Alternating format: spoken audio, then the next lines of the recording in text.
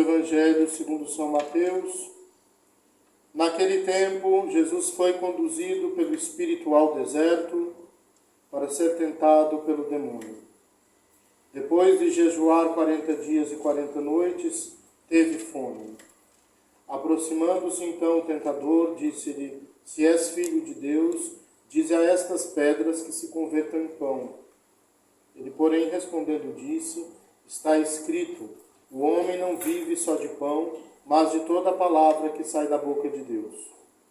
Então o demônio o transportou à cidade santa e, pondo-o sobre o pináculo do templo, disse-lhe: Se és filho de Deus, lança-te daqui abaixo, porque está escrito, incumbiu os seus anjos de velarem por ti.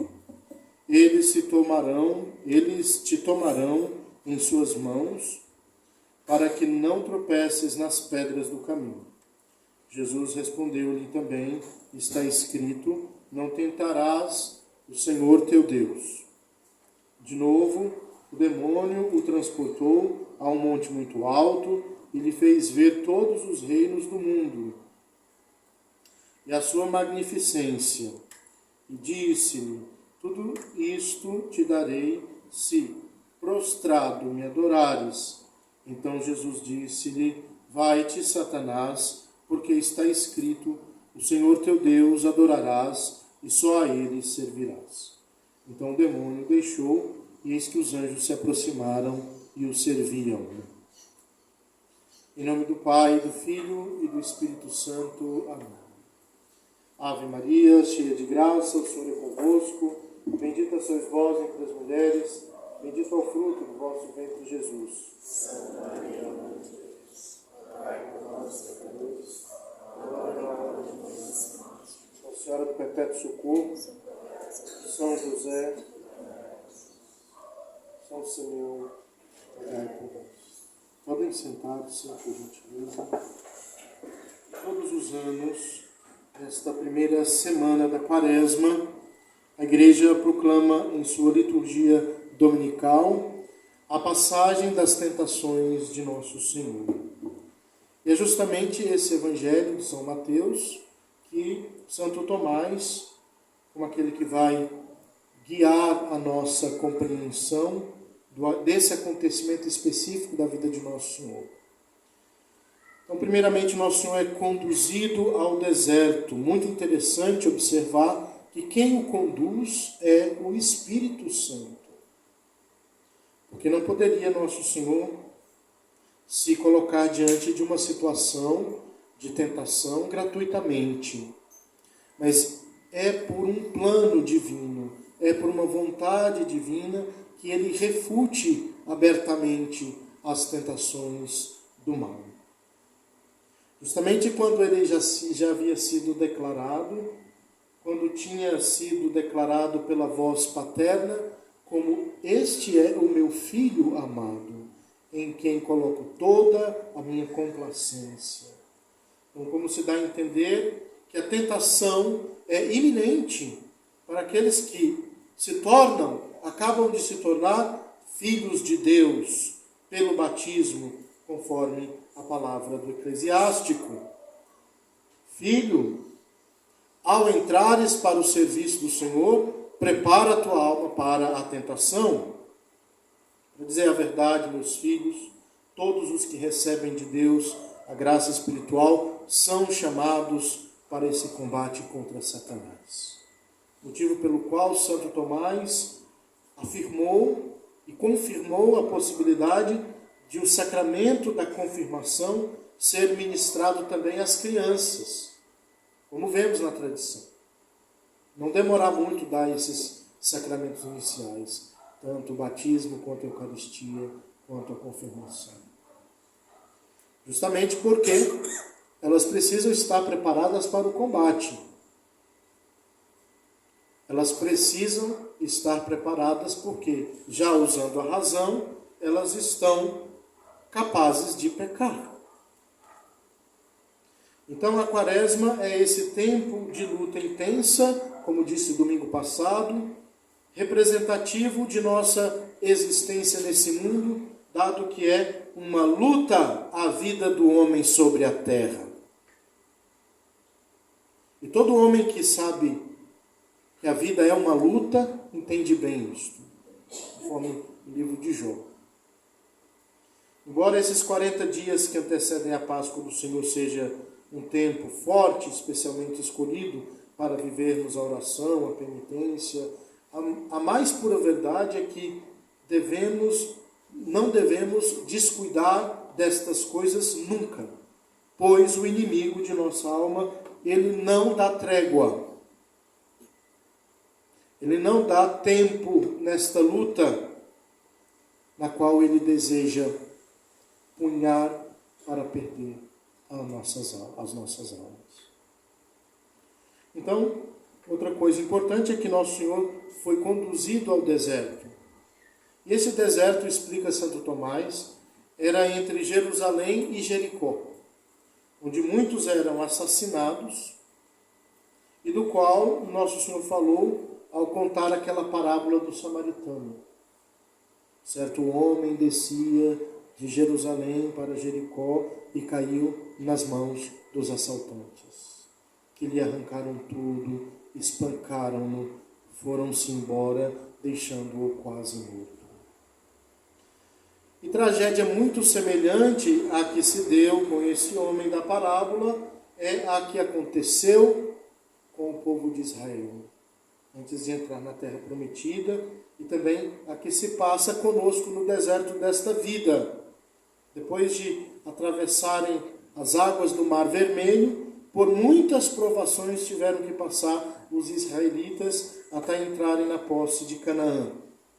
Também nós, depois de atravessarmos as águas do Santo Batismo, muitos combates devemos travar até entrarmos na posse do Reino dos Céus.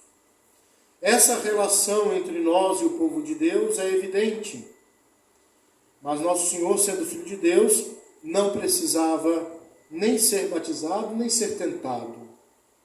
Inclusive, devido a isso, há alguns que duvidam da tentação de nosso Senhor e outros que a utilizam até para negar a sua natureza divina. No entanto, Santo Tomás, recordando o ensinamento de São Gregório Magno, esclarece que existem 3 formas de sermos tentados. Primeira, a tentação externa realizada pelo demônio. Segunda, a tentação interna que a pessoa sente. E a terceira, a tentação interna com a qual a pessoa consente. A tentação pela qual nosso Senhor pode ter passado é, obviamente, claro, a primeira, que não afeta nem diminui em nada sua natureza divina. Por sua vez, hoje nós precisamos entender também este número 40 dias, inclusive tempo em que nosso Senhor também passou jejuando e rezando no deserto. É um número muito significativo, desde o Antigo Testamento. Um dos seus significados é também trazido por Santo Tomás, conforme observa São Gregório Magno. Esse número é instituído pela Igreja para o jejum, porque por ele pagamos o dízimo espiritual de todo o ano.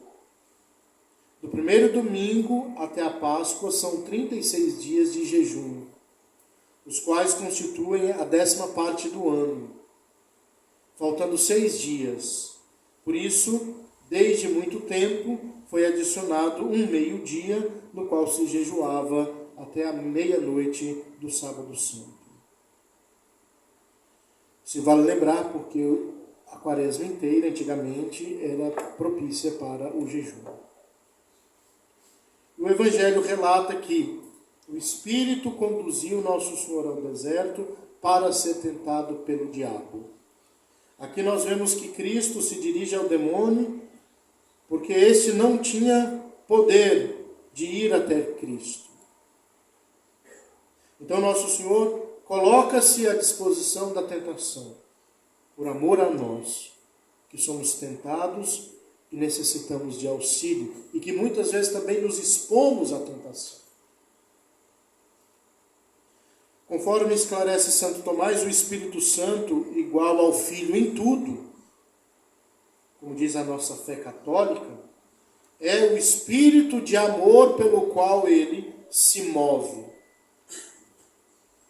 Os seres humanos são praticamente conduzidos pelo Espírito Santo quando são movidos pela caridade. E nosso Senhor vai ao deserto movido por caridade, porque era necessário que ele vencesse Satanás nas tentações do deserto, a fim de que participássemos de sua vitória.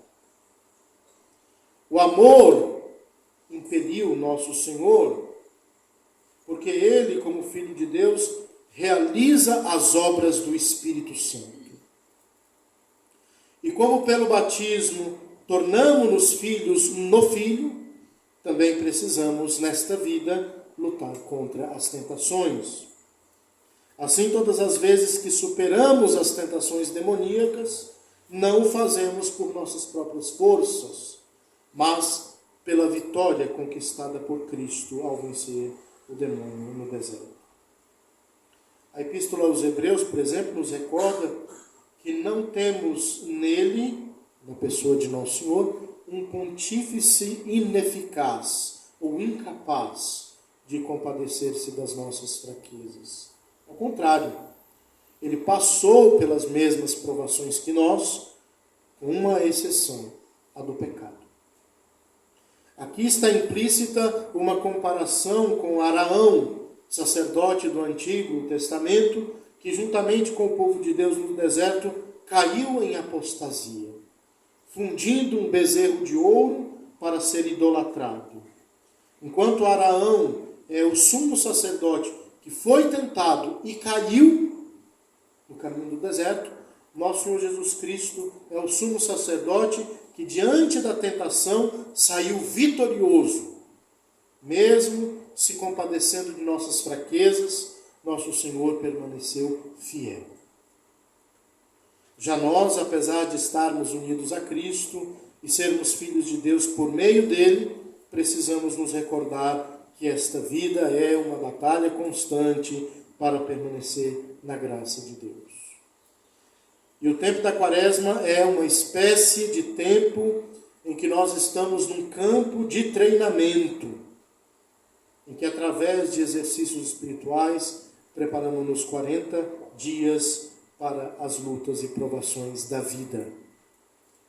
Permaneçamos vigilantes e fiéis, pois durante esta preparação quaresmal o demônio ficará nos rodeando como um leão a rugir, procurando a quem devorar, aguardando o primeiro momento de fraqueza para nos atacar. Porém, a reflexão mais importante de Santo Tomás de Aquino para esse evangelho começa a partir de agora, quando ele apresenta 5 razões básicas pelas quais Deus permite que sejamos tentados por Satanás, a fim de que seja provada a sua justiça, pois, como diz a Vulgata Latina, quem não é tentado, como se sabe que é bom? A prova de fidelidade. Segundo motivo, a fim de que seja reprimida a sua soberba, como aconteceu com o apóstolo, para que a grandeza das revelações não me enchesse de orgulho, foi-me dado um espinho na carne, como um anjo de Satanás a me esbofetear. Uma terceira finalidade, para que seja confundido o diabo, para que saiba quão grande é a virtude de Cristo, a qual não pode superar, e disso se tem como exemplo a história do servo Jó,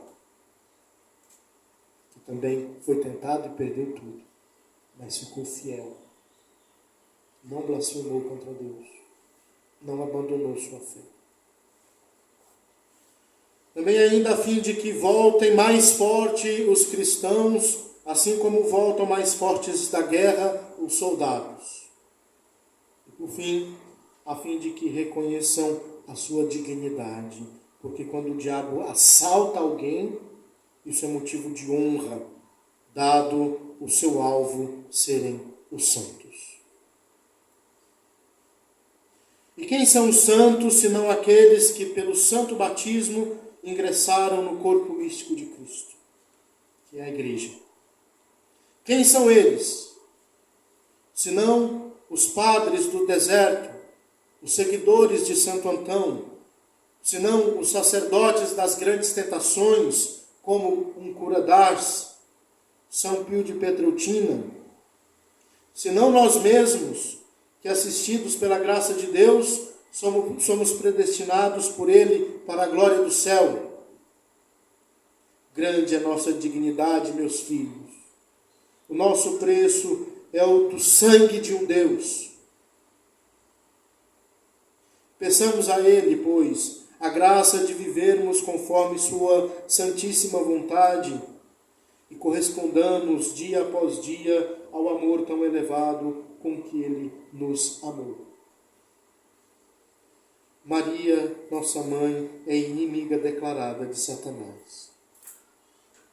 Porque já no primeiro instante da sua concepção, por singular graça e privilégio de Deus onipotente, em vista dos méritos de nosso Senhor Jesus Cristo, Salvador do gênero humano, foi ela preservada, imune de toda mancha do pecado original.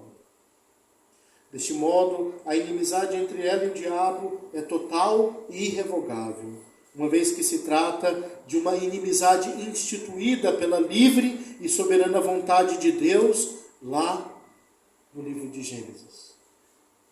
Porém, inimizade entre ti e a mulher, entre a tua descendência e a dela. A Imaculada Conceição de Nossa Senhora é, pois, um consolo para nós pecadores e um verdadeiro auxílio contra as tentações malignas. Debaixo de sua proteção, como rezavam os primeiros cristãos, podemos nos refugiar de tal modo que encontremos nela a força para modificar nossos corações. No Antigo Testamento, Deus iniciou a história da salvação, chamando o patriarca Abraão para lhe formar uma descendência, de cujas fileiras sairia o Salvador. Deus queria um povo que o amasse. Contudo, todos os líderes desse povo falharam. E Deus não encontrou os frutos que esperava para a redenção dos homens. Mas, como canta o cântico da vinha, ele encontrou espinhos em vez de frutos. Com efeito, o Senhor preparou um jardim imaculado, sobre o qual Satanás jamais colocou os pés, para gerar o fruto da salvação, nosso Senhor Jesus Cristo. Esse jardim é Maria, e depois a este novo Éden, onde poderemos nos refugiar e lutar com as armas da imitação de suas virtudes. Em nome do Pai, do Filho e do Espírito Santo. Amém.